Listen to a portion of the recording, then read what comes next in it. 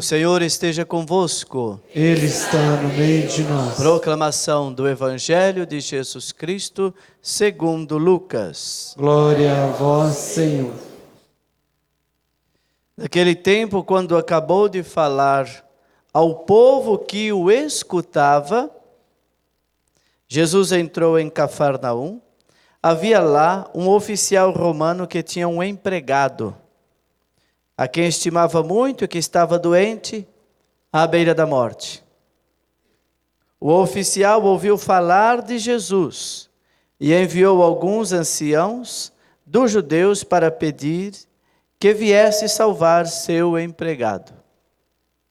Chegando aonde Jesus estava, pediram-lhe com insistência: o oficial merece que lhe faças esse favor, porque ele estima o nosso povo. Ele até nos construiu uma sinagoga. Então Jesus pôs-se a caminho com eles. Porém, quando já estava perto da casa, o oficial mandou alguns amigos dizerem a Jesus: Senhor, não te incomodes, pois não sou digno de que entres em minha casa. Nem mesmo me achei digno de ir pessoalmente ao teu encontro.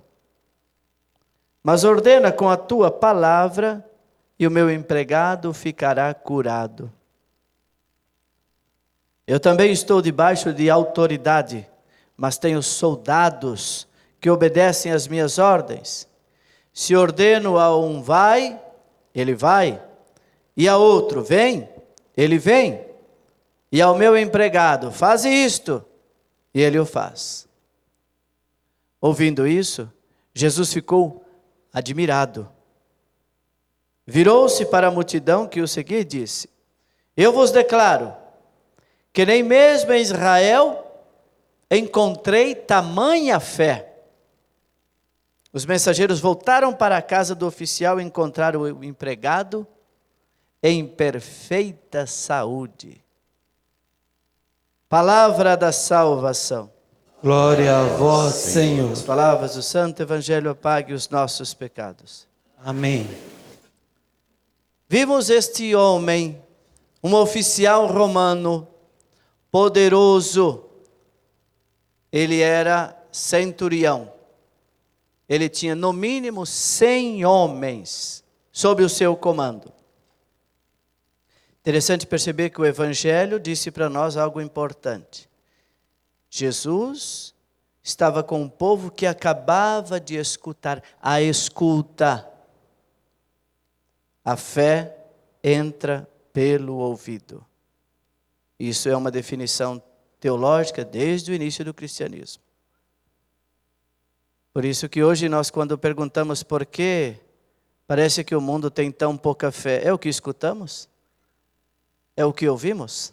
É isso que entra? E é isso que tem ficado? Ele recorreu a Jesus, um homem poderoso, rico, tinha dado a construção de uma sinagoga para os judeus. Isso não era, ele não fez uma capelinha, uma sinagoga. Mas que atitude louvável desse homem. Que humildade. Tão poderoso, mas de repente percebeu que alcançaria um milagre se fosse humilde. Essa característica é uma exigência cristã para quem quer seguir Jesus. Nossa Senhora já havia cantado: lembrarão de mim por causa da minha humildade. Ele foi solícito, ele manifestou amor, generosidade, preocupado com um empregado. É bom isso para os dias de hoje. Mas eu quero destacar como primeira coisa, não a humildade, a solicitude, a preocupação, a confiança deste homem na palavra de Jesus. Basta uma palavra e o meu servo ficará curado. Onde que nós repetimos a palavra deste homem na missa? Eis o Cordeiro de Deus que tira o pecado do mundo. Senhor, eu não sou digno de que entreis em minha morada, mas dizei uma palavra Veja que bonito, nós repetimos na missa hoje, em nome da nossa fé, a palavra que foi dada por um homem pagão, mas que mostrou total confiança na palavra de Jesus.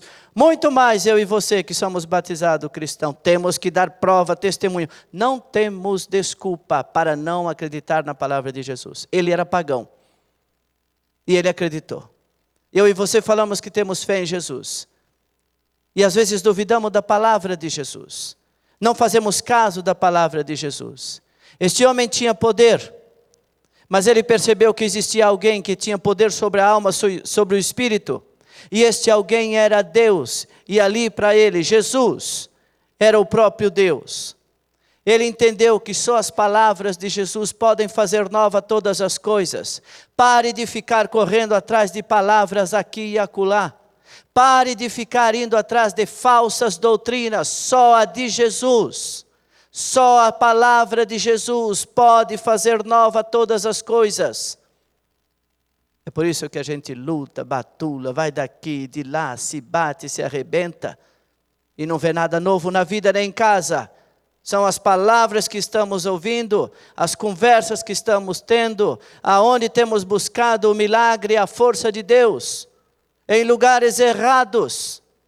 Não adianta choramingar. Assuma as consequências das suas escolhas erradas. Só a palavra de Jesus. O dia que nós entendermos isso, meu Deus.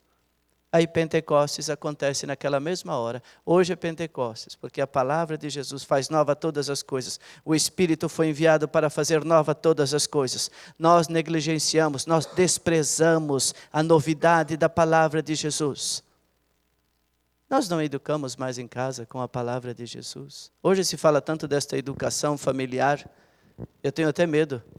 Porque talvez nos lares católicos a palavra de Deus vai continuar não contando na educação dos filhos.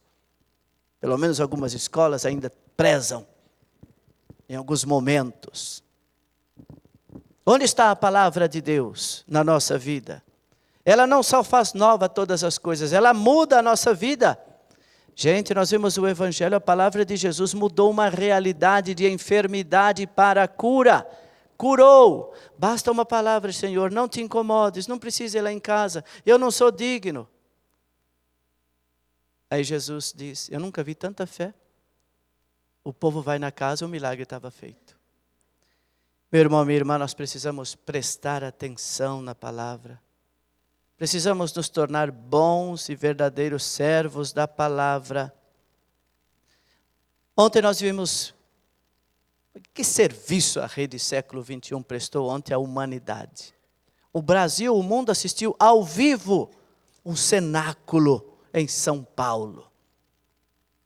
Alguém poderia perguntar, mas por que em São Paulo esse cenáculo tão grande? A renovação chegou em São Paulo e foi de São Paulo que chegou para o Brasil inteiro. Tinha que ter São Paulo a fazer a grande festa com os seus pioneiros. A presença de Padre Eduardo o dia inteiro naquele palco.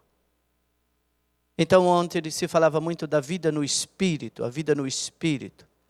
E nós sabemos o quanto a renovação carismática nos ajudou como católicos negligentes a ter a vida dirigida pela palavra.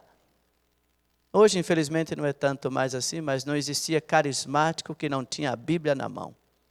Para onde ia?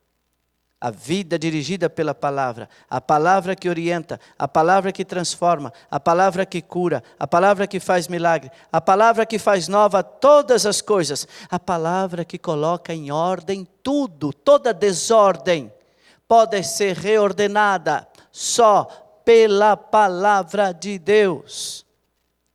Hoje se fala tanto dos problemas de emoções.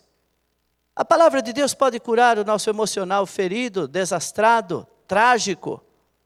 Disse Jesus, eu sou a luz do mundo, quem me segue não anda nas trevas. Se nós estamos andando nas trevas, precisamos seguir Jesus.